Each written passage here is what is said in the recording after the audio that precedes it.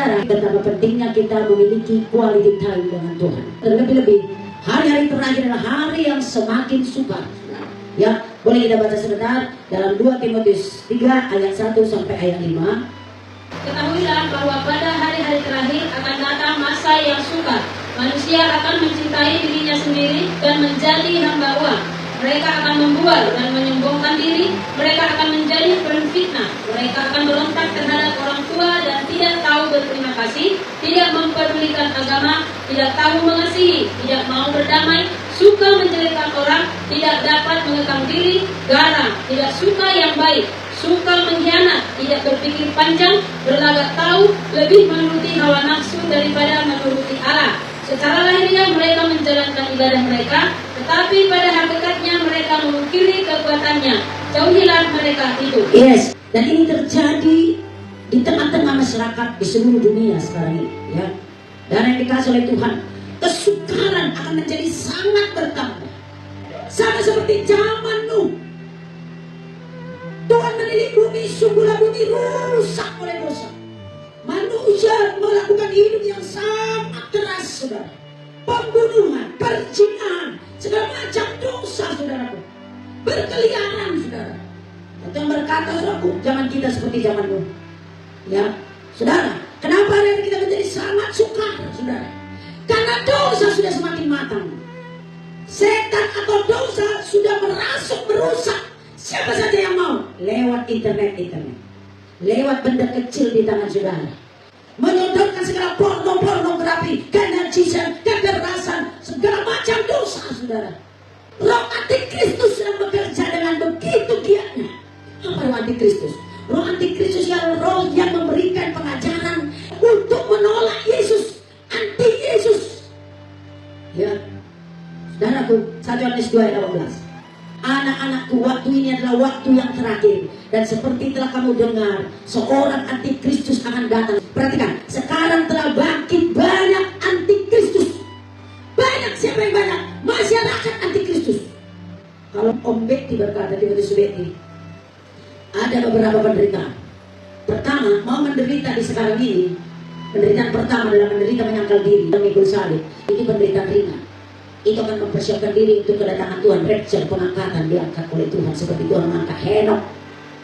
Kalau tidak mau menderita untuk menyangkal diri, hidup kudus, memikul salib, penderitaan ringan, gereja sekarang akan masuk penderitaan kedua, yaitu penderitaan yang dilakukan oleh antikristus. Alkitab berkata dia akan membinasakan orang-orang kudus, dia akan menganiaya dan sesara. Jangan kita dari situ. Tidak mau kalau pada saat itu mereka menyerah, menerima chip antikristus, menerima tanda antikristus, karena tidak mampu kelaparan, masuk kepada penderitaan ketiga. Apa itu penderitaan ketiga? Penderitaan kekal selama-lamanya. Tidak ada pengampunan. Dalam Wahyu 14 berkata, siapa saja yang menerima tanda dari setan, naga, antikristus itu. Tanda-tanda itu memang wajib. Kenapa wajib? Tidak bisa makan, tidak bisa beli, tidak bisa jual, saudara. Tapi kita semua mau untuk hidup kudus. Menyangkal diri, penderitaan itu ringan, menyangkal diri. Yang mematikan keakuan, mematikan harga diri. Mengalah itu indah. Apa saudara? Itu Yesus saja adalah Tuhan. Dia sudah rela mati meninggalkan kealahannya. Mari kita selalu di masa-masa sukar ini memiliki quality time yang lebih dengan Tuhan. Apalagi membuat sekarang menjadi sukar, saudaraku. Kita berkata akan tampil guru-guru palsu, akan tampil nabi-nabi palsu. Apakah itu? Memberikan pengajaran Kristen tanpa salib. Sama-sama katakan, Kristen tanpa salib. Sekali lagi. Ya, masuk akal. Keluar dari salib. Padahal Tuhan berkata, barang siapa mengikut aku, dia harus menyangkal diri dan mengikut salib. Surga yang kita tuju adalah surga yang kudus. Kita harus lebih, saudara, membangkitkan inner man kita, manusia rohani kita. Tapi daging ini kerap kali mengalami sifat-sifat daging ini. Makanya kita berkata pikul salib. Tapi guru-guru palsu dan pengajar-pengajar palsu, nabi-nabi palsu bermunculan dari zaman. Tidak ada teguran tegas kepada dosa. Kristen tanpa salib. Anak-anak Tuhan yang tidak memiliki filter yang kuat dari firman. Kurang firman Tuhan bisa tertipu. Kalau tidak berkata penderitaan ringan yang saudara alami karena Kristus sekarang mengerjakan kemuliaan kekal yang telah Tuhan sediakan bagi saudara. Amin, saudara. Sadar dari siapa engkau? Engkau adalah buah cintanya Tuhan. Amin. Ya, cinta diukur dari nilai pengorbanan. Kalau Tuhan bilang karena begitu besar kasih Allah akan dunia ini, ada pengorbanan. Dia serahkan dirinya. Dia berikan segalanya. Tuhan bilang, beritahu umatku hambaku, biarkan mereka lebih percayakan cintaku daripada masalah kondisi goncangan yang terjadi. Karena dunia memang pasti tergoncang, ekonomi pasti tergoncang, segala bidang kehidupan pasti tergoncang, saudara. Tapi Tuhan bilang, lihat pengorbananku, lihat cintaku. Aku tidak main-main menyatakan cintaku. Aku betul-betul membuktikan. Tuhan bilang, ku serahkan diriku, nyawaku, hidupku. Apalagi itu yang paling ku beri itu, ku berikan. Apalagi ku berikan surga cuma-cuma. Apalagi ku berikan janji-janjiku, ku berikan darahku. Biar umatku tinggal di situ, tetap di situ. Ada amin? Ya. Jangan tinggalkan cinta Tuhan itu. Jangan remehkan itu. Itu hartamu yang paling mahal. Amin, saudara. Ya. Cinta Tuhan kepadamu itulah yang paling mahal yang harus kau miliki. Ya. Saudaraku, itu yang harus kau pegang. Tidak ada yang bisa menggantikan Yesus menyelamatkan hidupmu. Ya. Dan Yesus tidak main-main untuk memilikimu. Cintanya sempurna. Ketika manusia pun sangat mengecewakan engkau, ada cinta yang murni yang disertai dibuktikan dengan pengorbanan. Yesus mengorbankan segalanya. Tuhan bilang sama saya, beritahu umatku hambaku, aku telah berikan segalanya. Cinta Tuhan kekal sampai selama-lamanya. Tidak ada yang seperti Yesus yang memberikan segalanya bagimu. Tidak ada yang seperti Yesus mencintaimu. Percayalah engkau. Ada amin. Yes.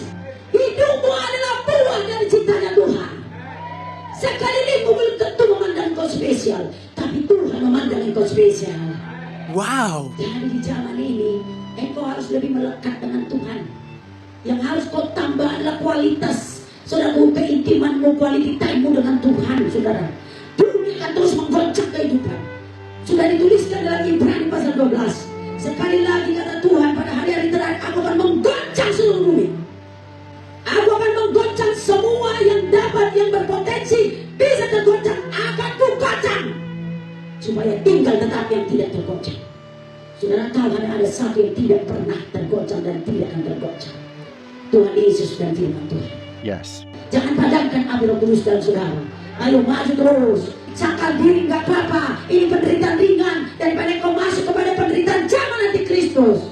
Miliki terus, bangun quality time. Pada kota-kota komsel, kan ada 2 komsel, ada 2 bersama komsel. 2 subuh atau 2 malam. Ayo semua kota komsel bergabung. Yes. Ingat itu sangat mahal. Semahal pengorbanan sang pencipta. Katakan amin. Sama-sama katakan, saya teramat mahal. Sangat mahal. Sangat spesial. Seharga yang dikorbankan sang pencipta. Amin. Dalam Roma 8 dikatakan, kalau nyawanya pun tidak dia hiraukan, bagaimana mungkin dia tidak memberikan segala sesuatu yang kau butuhkan? Ada amin, saudara? Amin. Jadi anak Tuhan itu simpel aja. Kita kesayangan, biji matanya, harta kesayangan. Tak peduli seberapa kotor hidupmu, tak peduli bagaimanapun latar belakangmu, tak peduli seberapa tumpul, seberapa tak peduli engkau. Hari ini dengar, engkau biji mata Tuhan, engkau harta kesayangan Tuhan, engkau buah cintanya Tuhan, buah cintanya Tuhan. Akhir dari Tuhan bilang, saudaraku, jangan takut. Apa saudara? Berapa ayat dalam kita jangan takut? 365 ayat.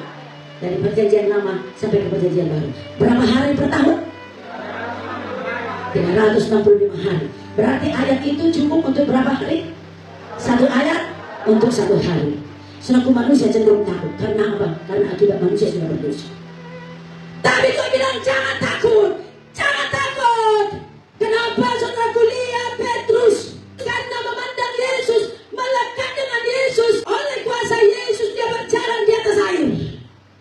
Air itu pada saat itu adalah lambang segala tekanan, persoalan, kondisi yang mengerikan.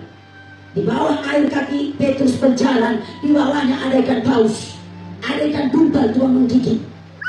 Dekatlah dengan Tuhan. Tuhan menetapkan engkau untuk berjalan di atas air persoalan. Engkau adalah generasi Sadrak, Mesak, Abednego. Ulangi. Apa yang terjadi dengan Sadrak, Mesak, Abednego? Saudaraku, Sadrak, Mesak, Abednego disuruh pilih. Kau murtad atau ikut Tuhan? Kalau kau tetap ikut Tuhan, dibakar. Mereka bilang, kalau Tuhan mau melepaskan kami akan dilepaskan. Tapi seandainya pun Tuhan tidak melepaskan kami tidak akan meninggalkan dia. Langsung Alkitab mencatat api dipanaskan 7 kali lipat. Lalu mereka diangkat. Siapa yang diangkat? Sadrak, Mesak, Abednego. Mereka anak Tuhan. Itu adalah lambang anak Tuhan yang ada di Luis hari ini. Ya, mereka dimasukkan karena mereka mempertahankan iman. Dimasukkan ke perapian menyala-nyala. Saudara, Alkitab mencatat dia memasukkan mereka duluan hangus. Pas mengangkat mereka udah berhangus. Karena apinya 7 kali lebih panas. Daripada mati yang mengangkat. Tapi Alkitab mencatat ketika mereka ada di dalam api itu, karena mereka anak Tuhan, milik Yesus. Sampai di dalam api terjadi kelihatan ada dewa dan mereka bersukaria di dalam. Sampai Raja berkata, wow, keluar, akhirnya dimaklumkan. Dimanapun di seluruh bumi jangan ada macam-macam kepada Tuhan yang Sadrak, Mesak, Abednego. Wow. Engkau adalah generasi Sadrak, Mesak, Abednego. Perapian bisa terjadi, tapi engkau lebih dari pemenang. Engkau pasti menang. Engkau